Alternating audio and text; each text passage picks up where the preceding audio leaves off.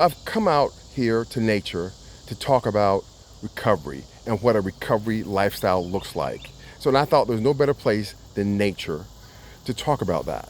So, recovery, like how do we make a strong recovery foundation? And how does that work? So, it's about building a life that we love so much that we don't want to return to a life of addiction. We want to build a life that is our best self, the best version of ourselves, that we never want to look backwards. We want to keep moving forward. Upward ever, backwards never. We want to create a life where we are on a journey of self-discovery and self-exploration. We want to find out more about ourselves. We want to delve into those areas where we discover things that we may not have known, new gifts and new talents that we want to share with the world. We want to help other people, and we want to be able to clear up the wreckage of the past. We want to live in the present. We want to be mindful, and we want to be able to help others and be of service. So, it's about, cleaning up the wreckage of the past. It's about being present and about helping others. So one way we do that is, we go to meetings. We get a commitment at meetings. We are of service. We get that commitment. We're of service. We help newcomers. We help people coming in the doors. We also we not only do the step work. We do steps. We do the traditions. We also we try to do everything we can, body, mind, and spirit. Develop a spiritual practice. We work on our spiritual side because it's addiction is a physical, mental, and spiritual disease. And one of the ways we can do that is develop your spiritual practice by going to whatever spiritual practice that you may, whether it's a church, synagogue, mosque, whatever spiritual practice that you deem. Or there's other ways, you can go to Smart Recovery, which is like a cognitive behavioral therapy-based recovery program. So that's all based on CBT. There's Dharma Recovery. That's a Buddhist-based therapy, Buddhist-based recovery program. Dharma recovery. There are other types of programs. See, you have to figure out what works for you, and then you have to work that. It's all about repetition. It's all about, every day doing something for your recovery, making sure that you're doing something every day. I knew somebody who used fitness. They worked out hard every day. They eventually ran marathons, but they use that. Now, I believe that you need to have a spiritual component to it, but what works for you? This worked for this individual for over 6 or 7 years now, But the thing is, AA, NA, CA, HA, all these 12-step programs have proved to help people if they work it. And if you gotta work it, it only works if you work it. So if you work that program of recovery, it's gonna work for you, whatever that is. So if it's Dharma Recovery, if it's Smart Recovery, if it's Celebrate Recovery, which is a Christian-based program, Muslims, they have their own program of recovery through the mosque. That's worked for many people. There's the recovery, there's some other programs of recovery through various detoxes and rehabs. But you have to do it consistently. See, consistency is gonna be your key. And I believe that physical health, that's why on this channel we do rowing, we do martial arts, fitness is close. It helps your mental and as well as your physical and your spiritual. Also you see that I have sermons up here, I have gospel music, Christian music up here. I think music, hobbies, it's about creating a bigger life. Because in addiction, your life becomes small. So you want to create a bigger life, a life that you love so much, you don't want to go back to what you were doing. And as I mentioned earlier, I'm in nature. So I want to talk about, developing practice of prayer and meditation. And one of the best ways to do that is to go in nature and to meditate. Get in touch with something greater than yourself, something larger than yourself. It's so important.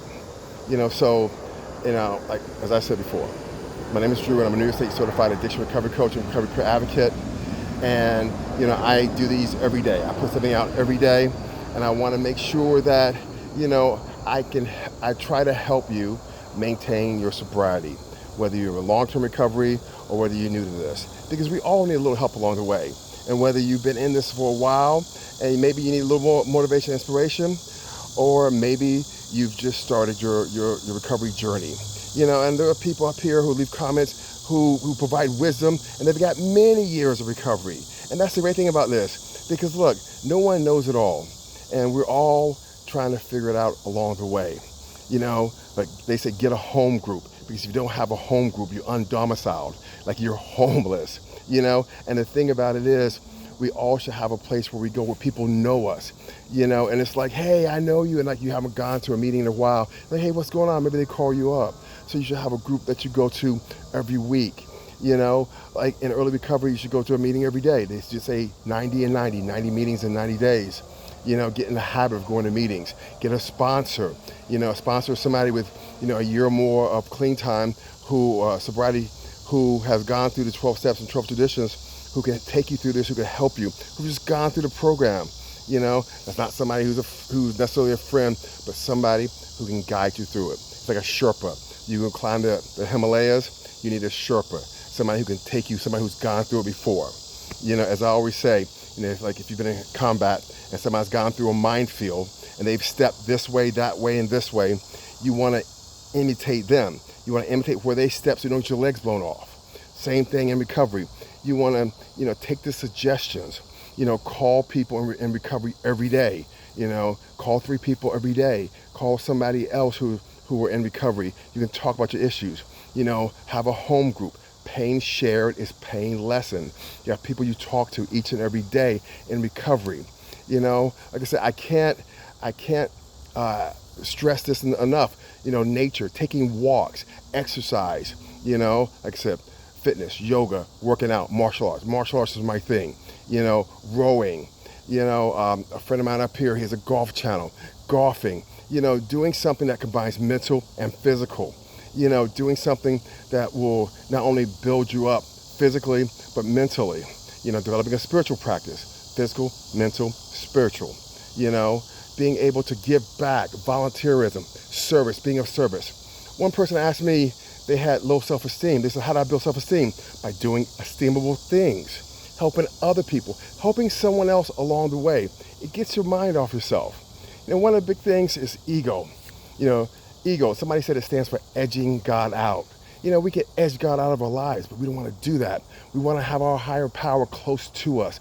We want to have our God close to us, because when we have those dark days, we want to already be plugged into the power source. You don't want to be disconnected from the power source, and then something comes up, you go, from around, let me plug up. If you're already plugged in, you don't have to worry about it. See, if you're already ready, you don't have to get ready.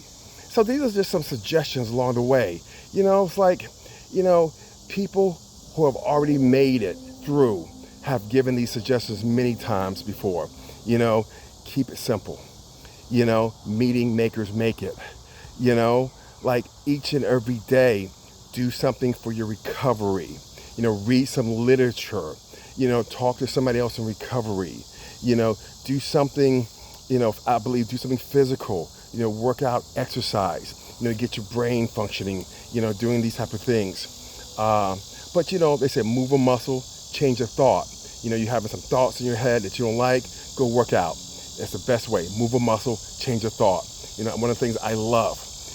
Also too, get a group of people around you who are helping you, who can help you with that. One of the things that I love is this analogy of like being in a group, like in the jungle, like you're in a group of animals. If you're in the middle of the herd, you can't get picked off, like by a hunter. The hunter's shooting the animals, he gets the animals on the outside. But if you're in the middle of the herd, if you have a group of people, you have a home group, you're calling people every day, you're working steps, you're going to meetings, you're actively participating in your own rescue, you're gonna be okay. But like, if you're isolating, if you're going to meetings late and leaving early, if you're not participating in your own recovery, you're gonna have problems. So participate in your own rescue, because you're worth it. Because this is the most important thing I'll ever say right now. I'm not gonna tell you it's gonna be easy. I'm gonna tell you it's gonna be worth it. Your recovery's worth it, because you're worth it, because you matter, and you matter. And it's so important that you be your best self, the best version of yourself. That's why I always say, do something today that your future self will thank you for. We try to clean our side of the road so it doesn't spill on anybody else's side of the road. We try to do the best we can do each and every day so that we have nothing to regret. And it's about moving forward in a productive way that we can add value to the world. Look, I'm rooting for you. Hit me up. My Gmail's in the description. Leave a comment or something. You have some suggestions you want to add them. Look, as I always say, God bless you. Don't forget you matter. You're worthy and you love. I'm rooting for you. This is Drew. God bless you.